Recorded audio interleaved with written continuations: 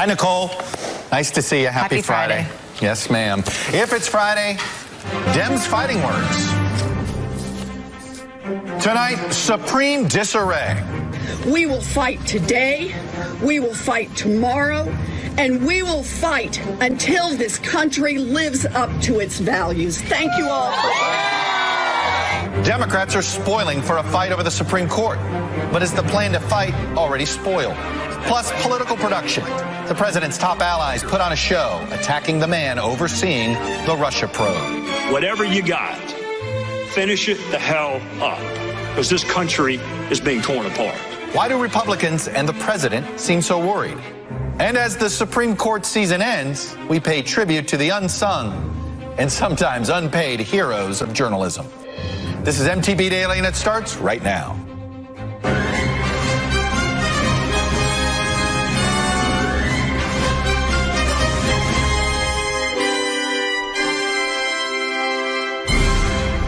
Good evening. I'm Chuck Todd here in Washington. Welcome to MTP Daily. We begin tonight with a Democratic Party in disarray over a battle that will affect everything they stand for. The party is well aware of what could happen if President Trump cements a Supreme Court that is remade in his image for a generation. But at a moment when they need absolute unity behind a plan, it's every man, woman, and plan for him and herself. Chuck Schumer's plan boils down to, for all intents and purposes, asking Mitch McConnell for mercy. Our Republican colleagues in the Senate should follow the rule they set in 2016, not to consider a Supreme Court justice in an election year. Schumer wants McConnell to delay a vote to replace Justice Anthony Kennedy in the hopes that Democrats can win back the Senate and thwart Trump's pick. Now, there are many problems with that plan, and moderate Senate Democrats like Joe Manchin don't like the plan anyway. What happened before was wrong. That should have never happened the way, not even given a person consideration to even having a meeting. I would never subscribe to that whatsoever. That's the point. Like, Democrats criticize McConnell for what he did and then say, okay, maybe he should have done it. So who's more hypocritical here? In fact, Joe Manchin was part of a group of 3 moderate Senate Democrats who, far from fighting the president on this, cozied up to him yesterday by meeting with him to discuss the pick personally. Folks, there are probably more than a few Democrats out there who would love to ask party leadership point blank, if Republicans stick together, is there anything that Democrats can do to stop this nomination? Here's an answer. If Republicans stick together, is there anything that Democrats can do to stop this nomination? Well, I can tell you that the rules are pretty clear, and it's a majority, and the Republicans enjoy at this point 51 to 49. If we're going to stick with majority standard, which I assume they will, then they clearly have the votes. It was about a 35-word answer of, there's nothing they can do. Translation, there may not be anything they can do. So the top Democrat in the Senate has a plan that his top deputy suggests won't work, and that moderates, Democrats, are actively undermining. But then there are what you might call the 2020 Democrats. They're the senators that are riling up the base for a fight of epic proportions. Take a listen. Don't tell me that this battle is one that's already lost. I do not believe that. We now must fight. We will not tire in this process. There is so much at stake, and this is a fight that is born out of love of country, and we're not going to let anyone take our flag. We will fight today, we will fight tomorrow, and we will fight until this country lives up to its values. So the base wants to fight the president. Moderates want to cozy up to him to win re-election, and Schumer has a plan that moderates don't like, and the base probably won't like either, which is perhaps why the top Democrat on the Judiciary Committee said yesterday that actually the current plan, there is no plan. I think we will have a plan, and it will be announced by the Democratic leader at an appropriate time. They actually did announce the plan. I think that may have been Senator Feinstein's way of saying you need a new plan. There are likely a lot of Democrats who would argue that the appropriate time for a plan might be now. Let's bring in tonight's panel. Howard Fineman, an NBC News contributor, Heidi Prisbilla, a national political reporter right here for NBC News, and Bill Kristol, editor-at-large at the Weekly Standard. Okay. Howard Fineman. The Democrats, I know they want to extract revenge over Merrick Garland. other than jumping up and down. It's clear to me the whole thing is just, I mean, totally fallen apart on whatever hope Schumer had of keeping these folks united.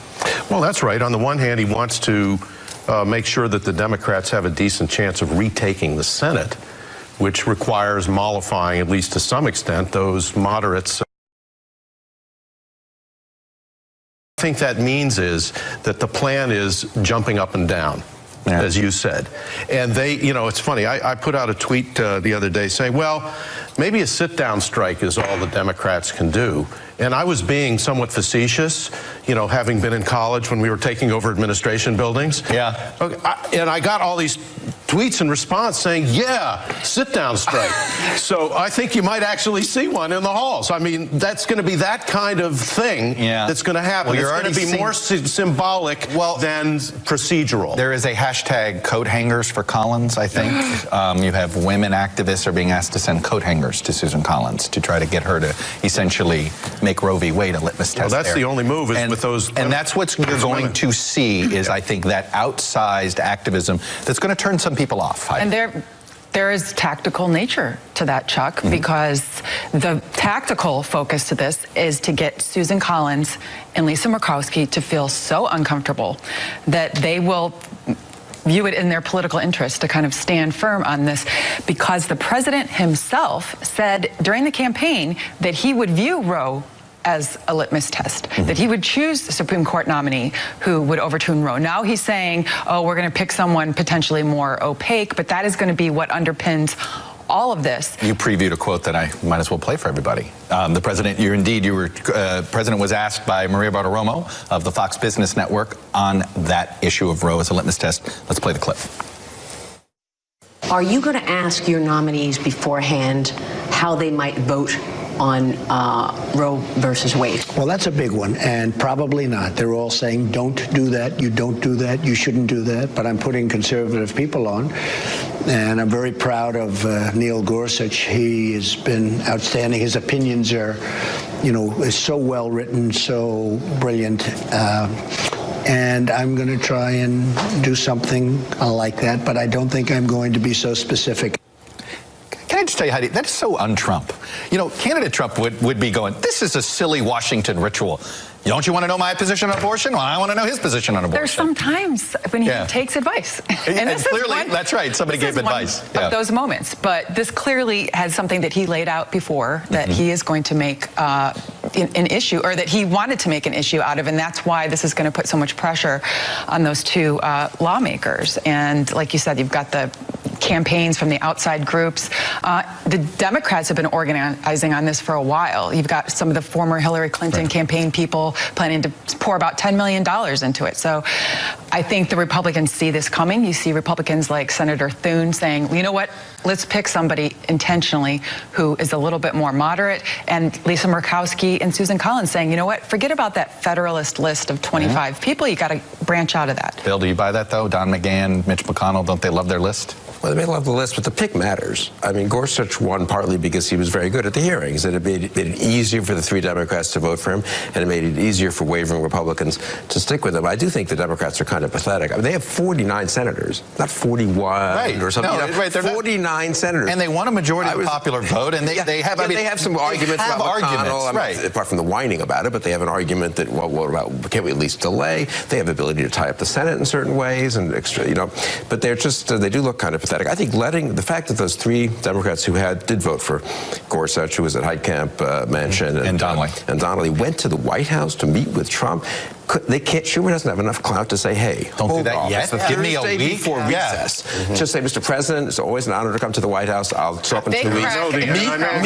Meet with my own caucus." Do you think they told Schumer? But just one last thing beforehand that they were going? I mean, and Collins and Murkowski. I mean, look, I don't think this screaming and yelling is going to matter. They're serious people, though. They both on the record saying they think Roe v. Wade was rightly decided, or in any case shouldn't be overturned at this late date. There are ways to get to them, and for people quietly to get to them. them across the aisle and say, look, at least make clear that let's see what happens at the hearing, hold off.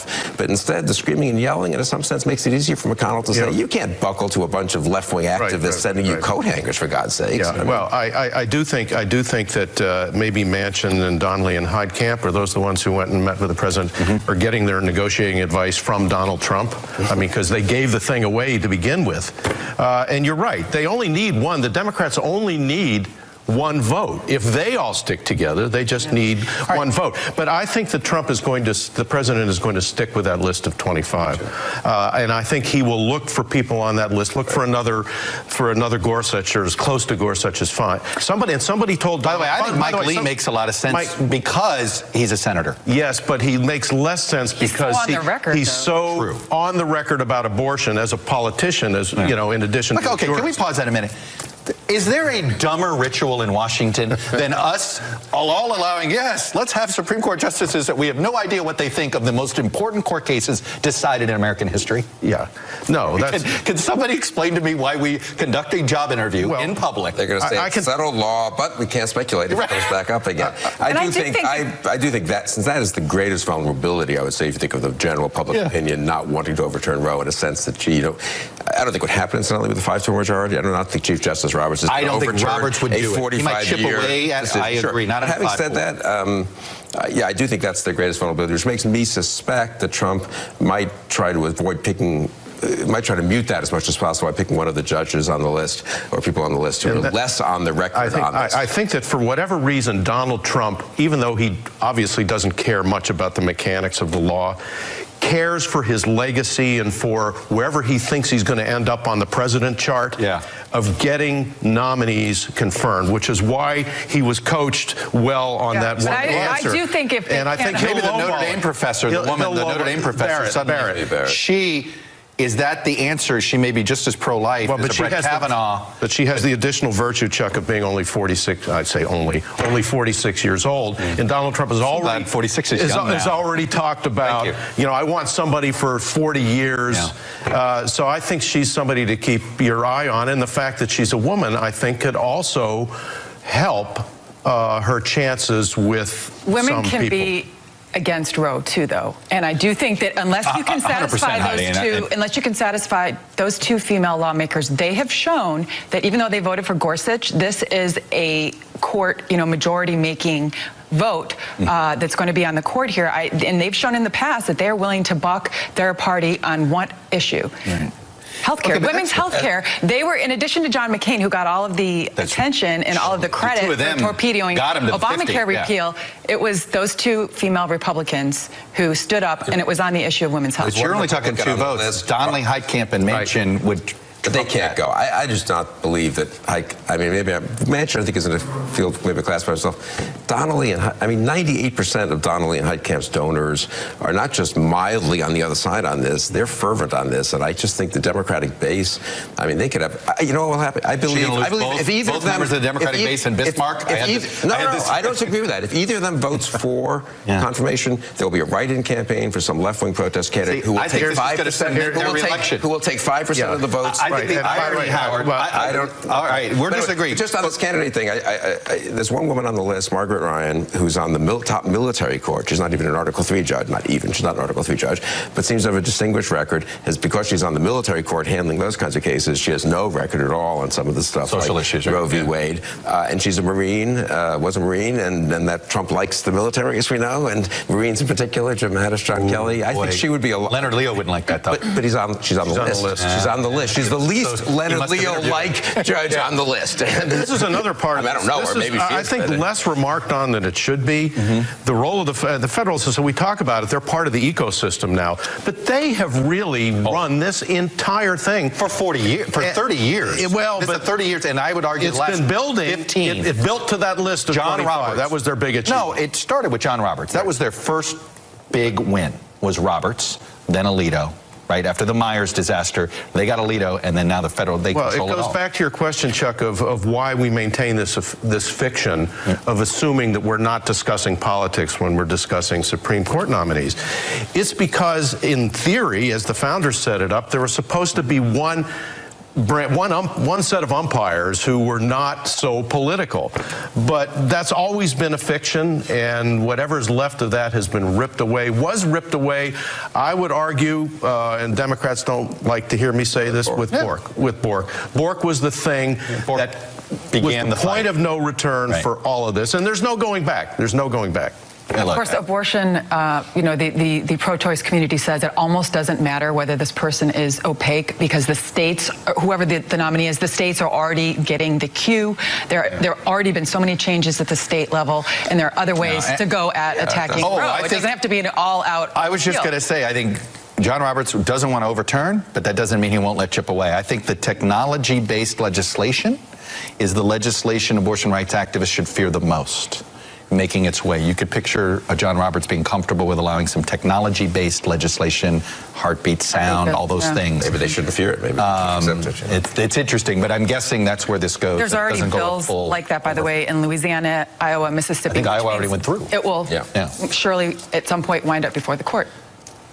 We got a lot more to talk about, but I'm going to sneak in some way to pay you guys and us. So stick around. We just learned that President Trump plans to interview one or two candidates for the Supreme Court seat this weekend when he starts his weekends in New Jersey, Bedminster, the club he owns up there. He said he will announce his pick on Monday, July 9th. We'll be right back.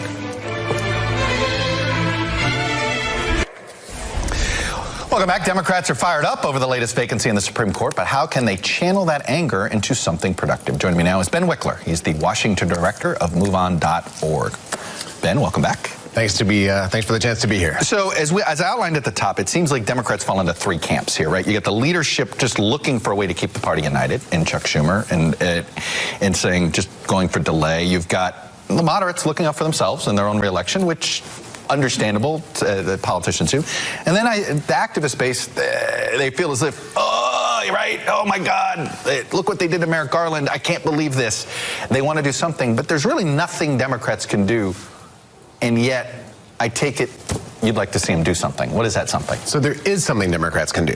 And that thing is using the moral force of arguments about what a fifth hyper-conservative on the Supreme Court will do to actual human lives, will do to women's reproductive freedom, criminalizing abortion, will do to our healthcare system, shredding government protections for people with pre-existing conditions, will do to the freedom to marry who you love.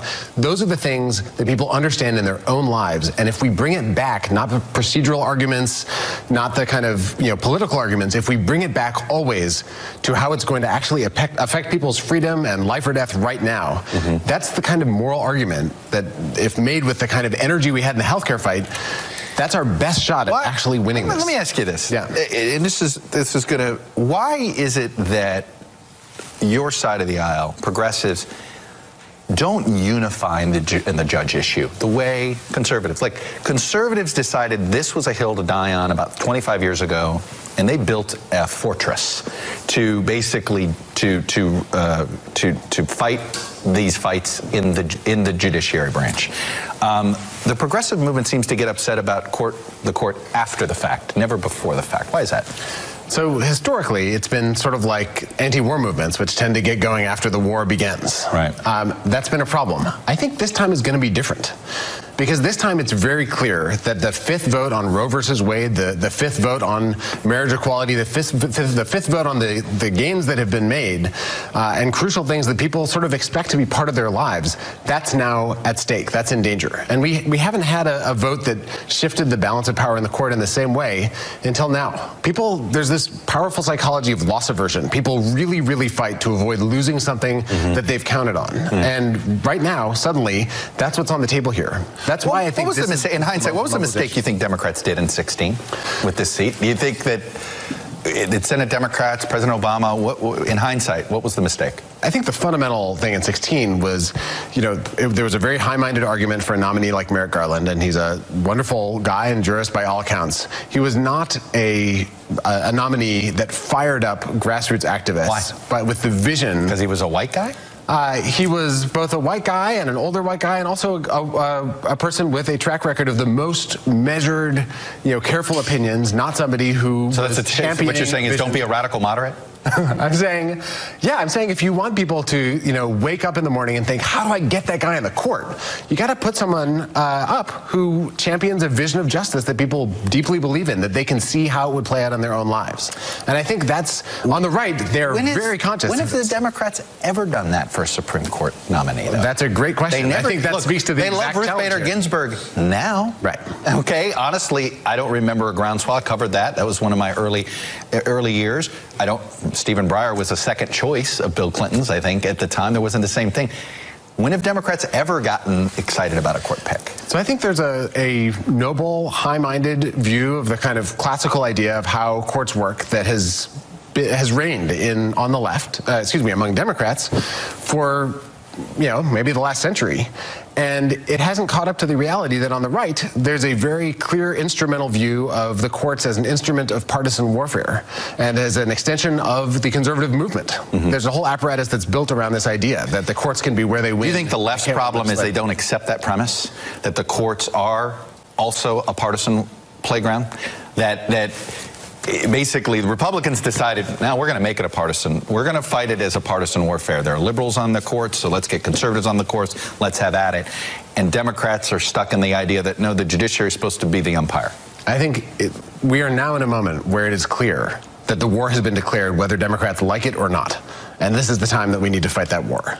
I think that shift has come, and I think you saw that war being declared with what they did to Merrick Garland, and you're going to see it now with a pre-approved, pre-vetted list of anti-Roe conservatives that Trump has promised to appoint from. At this point, the writing's on the wall, and while there were some stumbles out of the gate, I think you're going to see a moral argument put forward and a level of activism in this judicial nomination that is very different from court fights in the past. So what does that mean? Is that just in how questions are asked by the Democrats on the Judiciary Committee during the confirmation hearings, or is this about coat hangers to Susan Collins, which I notice is now a hashtag on the internet? I think it's most of all going to be about constituents in Alaska and in Maine, and frankly in states with Democrats and anyone who might be on the fence. So you're going to target the 3 Democrats we saw at the White House, and any other waivers potentially, and then you're going to target those 2 Republicans? I think certainly any Democrat, and absolutely those 2 Republicans. I also think, frankly, Corker and Flake have to answer for this question of, do you want the president to appoint someone who will cast the 5th vote that the president can pardon himself? Like, do you want somebody who's ready to carry the president's water? But the grassroots pressure, people have so much pent up, both fear and also just outrage about what could happen to them. I hear you, but that's going to channel itself into grassroots pressure everywhere that senators, every time they speak, everywhere they go. But as you know, it seems as if progressives have 20 fights they want to have right now. And is that part of the problem, concentrating on one fight rather than 20? The weird thing about the Trump era is that in the past, it was always like, which place do we focus? Now there is plenty of energy to go around. And this so you're saying fight all 20 fights? I think tomorrow there will be a march with hundreds of thousands of people across the country. This is on the immigration and the migration. Immigration. The people who are at that march on Monday will pick up the phone and call both of their senators and demand that they, get ready to reject an extremist Supreme Court judge. People are, and then the next day they're going to be knocking on doors. By the way, you're already judging an extremist judge. We don't know who the nominee is going to be. What we know is that there's a list of people who were selected because they are on board for. But in fairness, we don't know that yet. If he nominates Merrick Garland, I will come right back on your show and say, look, he's finally correcting this historic injustice. All right. I didn't think there it is. The president. Move on. We'll help get Merrick Garland confirmed if he's President Trump's nominee. Happy Friday, Ben Wickler. Thanks so much. Appreciate it. Up ahead, Senate Majority Leader Mitch McConnell and his mysterious book of rules. Through every hallway in the Beltway. I said America will be strong. We will survive this. Morning show, weekdays 6 to 9 on MSNBC.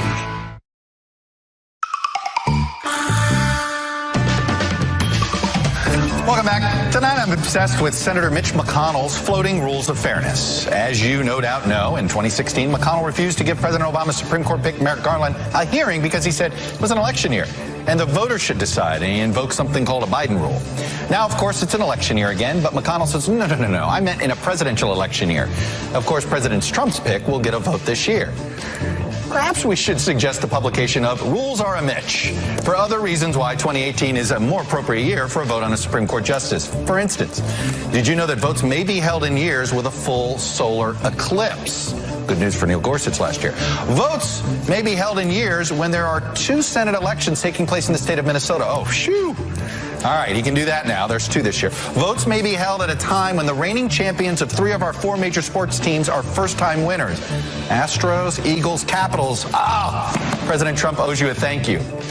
Of course, McConnell never believed that no vote should be held in an election year, in a presidential election year. He believed no vote should be held to confirm a Democratic president's nominee, period. He just didn't have the guts to say that. Everyone knew it.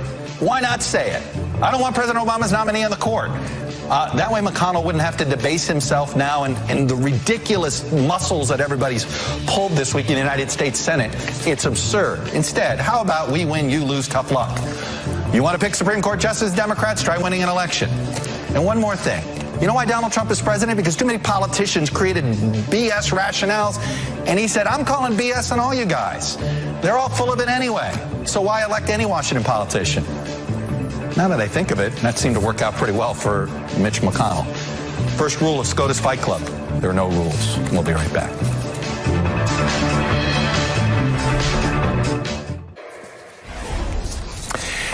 Welcome back. Special counsel Robert Mueller said today in a court filing that Michael Flynn is not ready to be sentenced yet. That suggests that Flynn is still cooperating with investigators. So, do Republicans have new reason to be concerned about Bob Mueller's Russia investigation? If you were watching Capitol Hill this week, you might think so. The president's top allies took their efforts to undermine the Russia investigation to a new level, stepping up their attacks on the man overseeing Mueller's investigation, almost like a show trial of some sorts, for Deputy Attorney General Rod Rosenstein.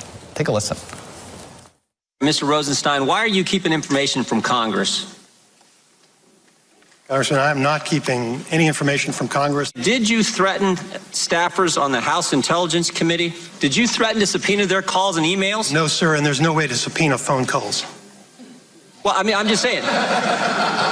I'm reading what the press said. I would suggest that you not rely on what the press says.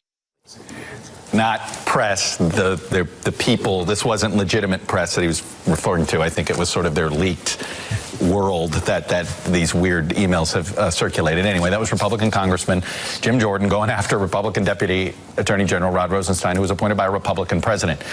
And that was only part of the hour-long show. Heidi, it was interesting. New York Times, seemed to note that he just he hung tough in there. Mm-hmm. He took a beating and he hung tough. And I have to say, that to me should scare the president more than anybody, because guess who's seen evidence that Robert Mueller has? Right. Rod Rosenstein. I don't know how to explain the urgency behind this, other than there's 2 options. The Republicans really, truly believe that there's nothing there and they want to get it out before the election, or more likely option 2, there's something really bad there and they're trying to discredit it before it comes out, discredit Rosenstein. Right. There's been, and the concerning thing about this is that it's no longer a fringe thing. You had people like Trey Gowdy, who were casting doubt on Spygate, now really coming down hard on Rod Rosenstein. He's always been the one who's more at risk, by the way, than Mueller. No doubt about it. Let me bring in our NBC legal analyst and lawfare editor-in-chief, Ben Wittes, as well as you guys in the panel. My apologies, Ben. I forgot that you were in another studio. My apologies. Here I am in exile. You've been exiled. It was the Friday exile because our table wasn't big enough here. Ben, let me pick up on Heidi's point there. There's a sense of odd urgency among the president's allies. It's like the clock is ticking. Is this because the Michael Cohen evidence is over and they have it now and justice is about? I mean, they seem to be fearing a big shoe that's about to drop on the president. So I think there's a few factors going on. One is that there is a ticking clock, or several ticking clocks. There's the Mueller investigation itself, both on the obstruction side, where we have had reports that there is some kind of report in the works. Also on the underlying Russia collusion investigation. You know, eventually we're going to find stuff out, and you know, the more time goes by, the more it plods along, and people wonder when it's going to reach pay dirt. The other factor, of course, as you say, is the Michael Cohen investigation, which does seem to be progressing towards something rather quickly. And then finally, I think the whole thing was dramatically spurred by the release of the Inspector General's report, which gave a lot of ammunition in the form of more text messages from these two former FBI, you know, an agent and a lawyer. You know, Bill Kristol, we can sit here and note, look, Jim Jordan is literally conflating issues. Perhaps he's doing it on purpose. It certainly feels like the motive is that way, whatever you want to look at it. But it's working. Yes. It's working some. I mean... sorry, go ahead, Bill. And then I'll go back to you, Ben. No, well, it's working some. The overall numbers of support for Mueller have gone down among Republicans. They've stayed stable among Democrats and independents, and still pretty solid majorities for him. I think Trump remains intimidated at this point from firing Rosenstein or Mueller, which in my view is a good thing. I'm part of this little group, Republicans for the Rule of Law, that's trying to buck up those Republicans who have the courage to vote, for example, for the bill that would have more or less protected Mueller in the Senate, that passed the Senate Judiciary Committee 14-7, and Mitch McConnell won't let there be debate on the floor. 14-7, 2-1. Incidentally, another aspect of the patheticness of the Democrats. Shouldn't Chuck Schumer be yelling about that? Yelling and screaming about it. This is how the Senate works. You have a committee markup. You have a hearings. You have a vote. 14-7. What happens next?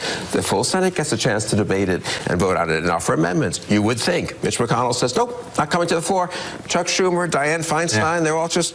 Okay. With every legislation. Here's what I get from Rosenstein's performance yesterday, and also the New York Times story about how upset Rosenstein has been about being cross-pressured the way he is. I'm not sure you want to fire that guy for two reasons. First of all, he's tough as nails, that is Rosenstein. And sure looked at yesterday. And second, he would then become the primary witness in the obstruction case, if not more.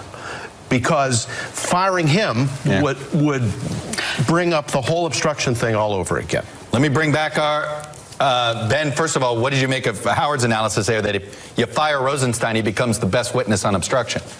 Well, I think if you fire Rosenstein, you do recreate a huge amount of the problems that you created the first time with Comey, and you also have the problem of replacing him, which is a non-trivial problem, both in the sense that it would be hard to get somebody to accept the position. Who wants to face that committee and be in Rod's shoes right now? But also in getting the Senate Judiciary Committee to consider moving somebody under these circumstances would be difficult. I also think that, you know, there is, I agree with Bill that the support for the investigation, while it has wavered among Republicans, remains strong. And you know, I think one of the things is it blips up every time Mueller does something, and we've had a long period in which nothing has happened in the investigations, and that always creates a vulnerability. I think people will remember how important this investigation is the next time it speaks. You know, Ben, I'm curious. You've been tough on Rod Rosenstein for the role he played in the Comey firing. Take all of that into account and what he's had to deal with over the last 15 months. Throw in what you saw yesterday. How do you assess the job the balancing act that he's trying to have here?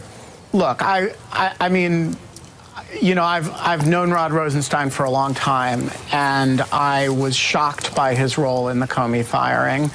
And I think he has done, in general, a very admirable job since in both in naming Bob Mueller and in trying to protect the Mueller investigation and in throwing his body in front of fire to do that, as he did yesterday, as did Chris Wray, by the way. And so I think history will have a lot to say about Rod Rosenstein's complicated role. Right now, the role that he's playing is a very important one and frankly an honorable one that, I have a lot of admiration for. It's not the fact that he's honorable that would impress Donald Trump. No. Okay, or stay the hand of Donald Trump. The honorable doesn't have anything to do with it.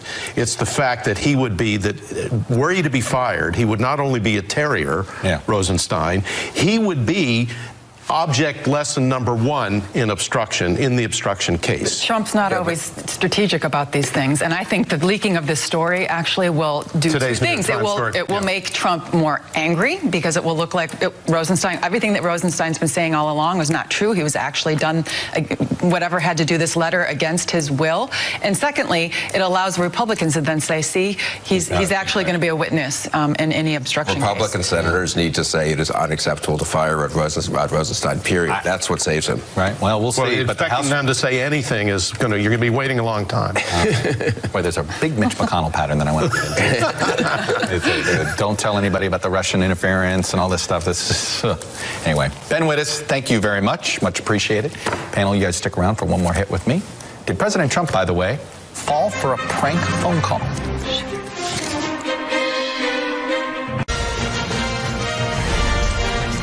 Welcome back tonight and meet the midterms. If you don't like Trump in your politics, then fast forward through this, because the Republicans fighting to be Florida's next governor are also fighting over who's Trumpier.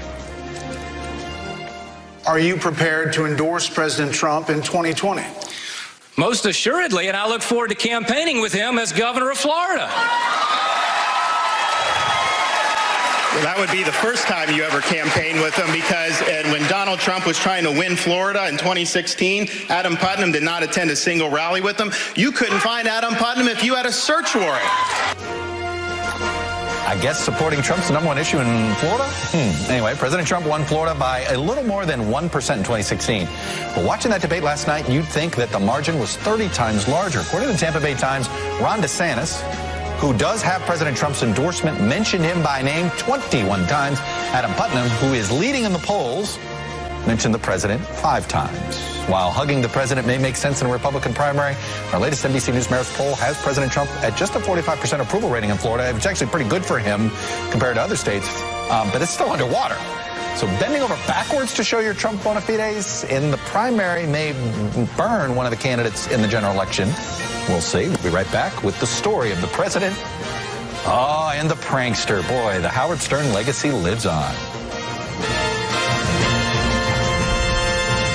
At the Jeep Celebration event, it's time to celebrate the most awarded best-selling SUV lineup. Let the capability and connectivity of the Jeep Compass or the outstanding fuel economy of the reimagined Jeep Cherokee get you wherever your imagination takes you. Hurry in now, and for a limited time, get an additional $500 bonus cash on select 2018 models at the Jeep Celebration event. Now during the Jeep Celebration event, get 0% APR financing plus $500 bonus cash on 2018 Jeep Compass models. There's an exotic place where you can swim in the sky, where all the pleasures of a 5-star luxury vacation are all included.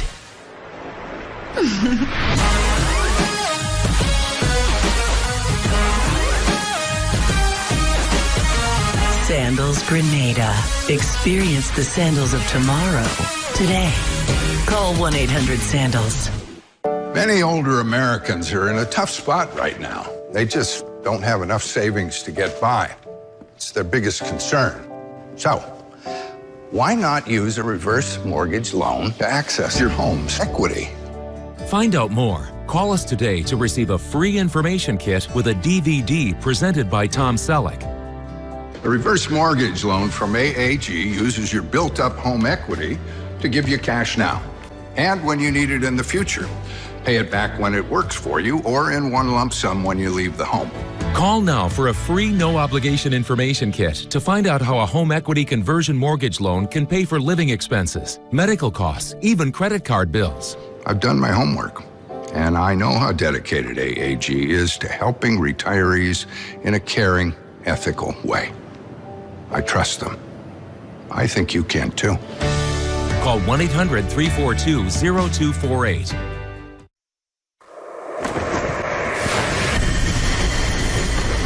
Time now for the Lid Panel is back. Howard, Heidi, and Bill. Do you have an H anywhere in your name? We got Howard, we got Heidi. His honor. The honorable. The honorable. Look at that. So we can say, we got Triple H here. All right. The president got pranked. And not just by anybody, by a aficionado of Mr. Howard Stern and on Air Force One.